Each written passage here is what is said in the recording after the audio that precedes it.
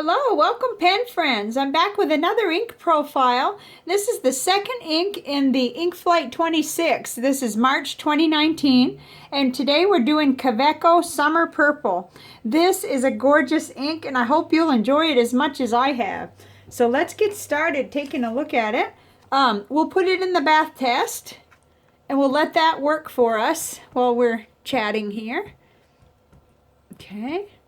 There we go. Ooh, that brightens it up, doesn't it? And then we'll just take a glimpse at the last ink. This was the Smoky Grey, the first one in the series. And there it is, how it looked on the panel. And here's how it came out with the water test. It actually retained most of its color. It just fuzzed out a little, but you can still read it really good. So that's interesting. Not at all really typical of what I would have thought.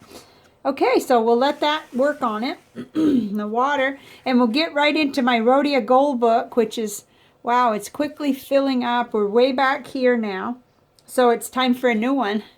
Okay, and here's our spread. So this is the second one, and I wanted to see what Ink Journal said about it. They said, Kaweco Summer Purple, lush and vibrant like a summertime viola, this purple ink has a subtle shading quality. All right, so here we are, and I may have left it too long in the test strip thing again. I turn around to do something else, and I swear I need to just set the timer, because that really would be better. But I didn't redo it, because those things are expensive, and I can see what I needed to see, I think. And there it is. It just traveled further, like a typical one probably would just travel like this blue one did. So I'm still learning. I'm still getting the hang of this, excuse me, chromatography thing. Okay, so here it is in the broad nib, and here it is in the fine nib, the Lamy fine nib. This is going to get in the way, so I'll probably just flip it up for now. Okay, and you know, the availability seems like it's a lot of places here in the United States, including Amazon and JetPens and Anderson and Goulet pens has some, you know, not all of them in both cartridges and bottles. So I tried to just get an idea. And so we're looking at, like, Anderson pens had these bottles for $14. So that makes the inks approximately 47 cents a mil. And then, gosh, I like it. It's nice and saturated, and it's a pretty purple. It's plummy, you know, it's really, really pretty, and I can't wait to show you the comparison panel. Whoops. There, the cat had to go out, and he was going to scream till I let him out. Okay, so my first impressions, it's just beautiful, and right here I can see shading. I'm not sure whether you'll be able to detect it through all of this camera and everything, but it is. It's not drastic, so I agree with what Ink Journal said. It's subtle, but it's really, really pretty. It reminded me at first an awful lot of Monteverde Rose Noir, and yet there are some differences, so I'll link to my other my video on that, because I did a full profile on that. So let's get into the other notebooks. Okay, starting out with the Leuchtturm. This is a little Leuchtturm 1917 dot grid notebook. It's a soft cover that I just repurposed for this. I really like the data that I get about how these inks and pens do in on this paper because of my bullet journaling. It's a daily thing, and I'm always in a Leuchtturm. I haven't, you know, I may change that eventually, but so far, no. So here it is. Looked really nice on there, I thought. There's the little swatch, and we had just tiny bit of bleed through where I painted on the ink with a paintbrush. So I mean, that's asking a lot though of the paper. So I would be really confident though with those two nibs, no problem there. Okay, and then next is the Nemesine notebook. Oops, I don't think I have it. Oh, here we are. Okay. I like how that looks. It just has a beautiful color, and it has a lot of variety in the darkness and lightness there. And this is all in the Moonman Mini glass nib dip. And it was really dark at first, but you know, it held its own, and it had a really nice flow out of that glass nib. And if some of you are writing with these, not every ink is capable of doing that in a glass nib. So it's nice when it will. When it won't be drastic either way, like laying down the ink like a fire hose or barely putting it down and having to re-dip. No, this was nice. So this is our second beautiful day actually, and it's very distracting. Usually we have so much heat here in South Texas that we get outside, of course, we manage, but we don't like it as much, you know. But this time of year, this spring, well, they say technically now it's summer. No, we just landed in spring. Okay, but it's different in South Texas. If you lived here, as soon as the world says it's spring, it's hot here. So we're enjoying this. Geez, I don't know how I got so far out of track. Okay, here's the CBS caliber notebook, and it looked really beautiful on there. It's saturated enough to really stand up. I still prefer it in the broad nib, but I didn't have a problem with how it looked in the Lamy fine nib either. And it didn't drag, and I didn't put any, you know, indicators that it was ugly. So it just was a nice experience. And it didn't go through that. It shows through, but it didn't bleed through. So that was interesting. Okay, one more notebook. This is the Live Notes notebook. With it's by Pen Gallery, and it's Tomoe River 68 GSM paper. It's kind of the ivory version of it. I made a mistake, so you get a little extra swatching there. I started to write smoky instead of summer. I mean, that's silly. Okay, so I thought, wow, that looks nice on there. And you see that shading on this paper quite well. Okay, and then there's the little, let's see how it bleed through.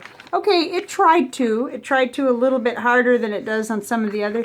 But, you know, that's heavy. I was trying to cover my mistakes right there.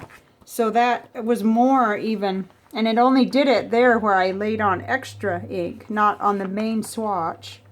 So that's interesting. Yeah, I would think this color, it just goes really good on this paper. So then, here is a paper sample with Tomoe River 52 GSM. And this is the white paper. Still haven't got any consistency yet, but we will get there. I have to use what I have. I really do, especially right before my trip. So here's the broad nib and then the Lamy fine nib. Beautiful on there. I could write letters all day with this color.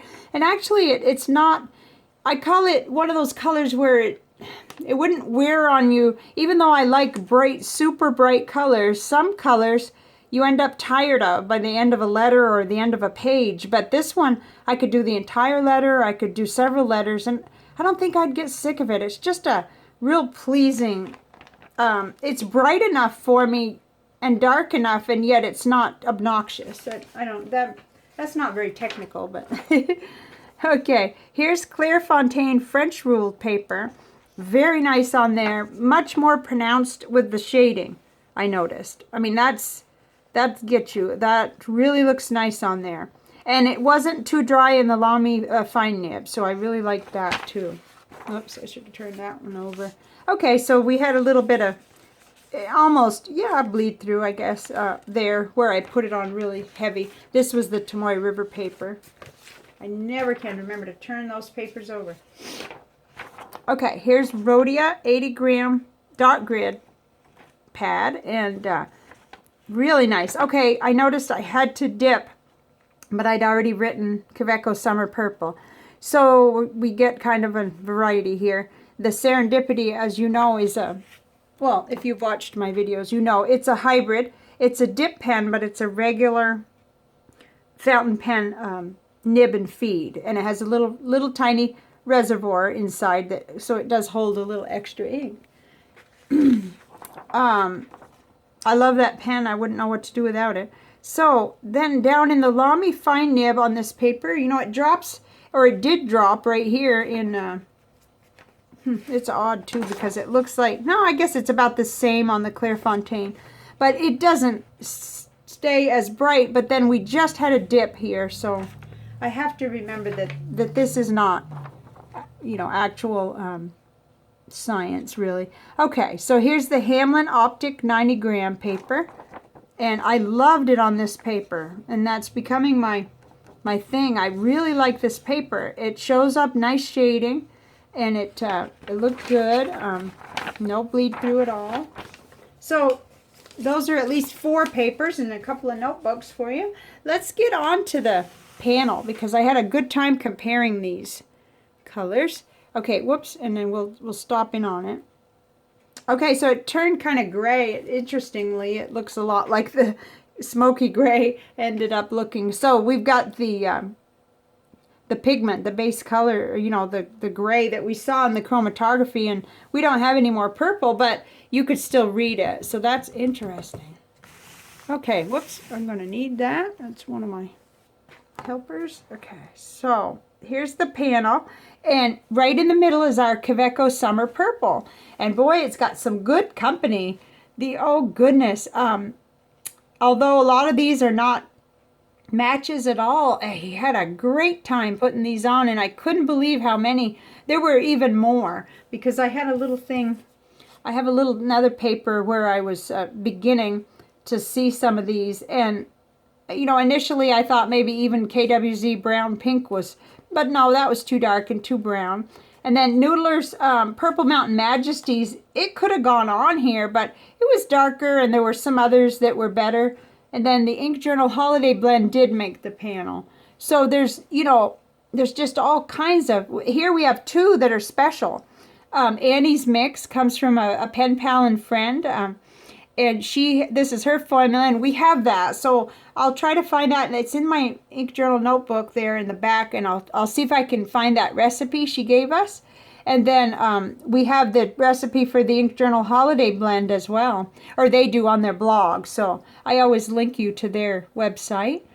But as far as what comes closest, that's a good question. You know, I almost want to say that the standard KWZ Berry certainly looks like it a lot. And that had a lot of interest when it dried. Very interesting. But you see, Monteverde Rose Noir, you know, it veers over toward pink, but gosh, that just reminded me of it. And Rose Noir has a lot more shading. It's very pronounced. But, you know, the subtle shading of Summer Purple, it was gorgeous. And then, you know, if you want to go darker, but staying within that same range, the Diamine Purple Dream, that's a 150th anniversary ink, though. And I got it from a pen friend in a sample. I'm not sure about the availability. I'll have to check on that. And then this is getting kind of off, you know, into the more, the deeper purple, the Diatramenous Aubergine. That's pretty, too. So, I mean, if you like Kaweco Summer Purple, you might like that one as well. And then, you know, at first I really thought Birmingham Ink's Southside Market Boysenberry was going to be real similar, but it goes toward kind of a maroon more. So, but, you know, it landed on the panel, and that's how it is sometimes. I had so many lined up, and I had to eliminate some. And it seems like I eliminated the super dark ones, the ones that seemed way too dark and wouldn't retain that light purpley kind of, or, you know, it's not light purple, but it's a nice bright one without being oversaturated. So I don't know, you may really like it. So okay, let's look at the visual journal. Now this was fun. It stayed quite subtle on this first one that I did. So the you know, the Nick Stewart landscape technique, it kind of washed out. I'm not exactly sure why, but I still thought it was gorgeous. Let me hold it up. It's beautiful, and it gets a little gray, and you certainly get edge shading and all kinds of neat stuff. But then over here, this was really, really cool what it did. It didn't look this way when I first made the ink blobs. And then I came back to my desk, and I couldn't believe how it had spread and kind of made those rays, and gosh, you get that deep magenta coming out too. And so this was really pretty. I would recommend this for this process. For if you want to do art with ink, this would be one I would definitely say, yeah, go for it. And you know, this is ink number 2 in this series, and so far both have been really suitable for this process. You know, you get some interesting contrast and variety with one ink, not 3. You know, you're looking at it thinking maybe I'm looking at 3 inks, but no. So that is that for this ink. And let's look at what's next. what's next, we're going to go to a brown color. And we get a lot of requests for brown here on the channel, so that'll be of interest, I'm sure, to several of you. Kaweco Caramel Brown is next. Oh boy, I can't wait, because that looked interesting. I can already see more complexity right here on this panel, and you don't normally see that much just with the plain process of putting it on here. So, I just wanted to show you one thing, and then I'll let you go. It's so beautiful, and we're getting all kinds of birds. I'm getting my camera out. I've got to get it set up. So yeah. Okay, so this morning, oh gosh, I'm hoping I can get it to where you could see it. See those birds? Maybe it'll be hard because of the lighting. Let me hold it just right. Those birds were on my bird feeder this morning. This is my old digital camera. I tend to use my phone a lot, but I forget that this has a wicked zoom on it. It's not much of a, you know, it's 16, I guess. Anyway, these birds have been revisiting us over and over, and we've been told they might be monk parakeets, but another person has said they might be parrots, and they might be. There were 4 today, though, so this is the kind of thing. It's full spring, it's beautiful, and we're just enjoying the weather. So I'm a little slow with the reviews because I'm outside while I can be. I don't tend to enjoy 100-degree weather with high humidity, so but I live here and I've adjusted to it little by little. So maybe this year will be different since I was cold all winter. So I'll be back with Caramel Brown here in a couple of days, and I hope you have a great weekend. Thank you for watching. Bye for now. Oh, let me know what you thought of Summer Purple. I'd love to hear about it in the comments. Excuse me, and anything else you want to talk about in conjunction with these inks or any other ink. Okay, bye for now.